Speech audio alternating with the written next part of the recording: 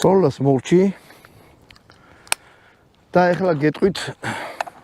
სოლას მოვჭევით ეს იარაღი გადასცენით ვიზუალურად ჩაიხედეთ ტყვია დევს თუ არა შიგნით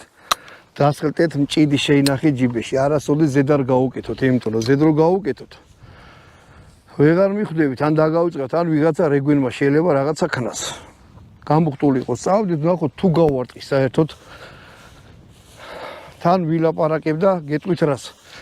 ამ კალიბრს თვითონ დიდი უკუცემად რამე არ აქვს მაგრამ იარაღი იმ სიმძიმეა რომ უკუცემას საერთოდ ვერ ვიგზენი საერთოდ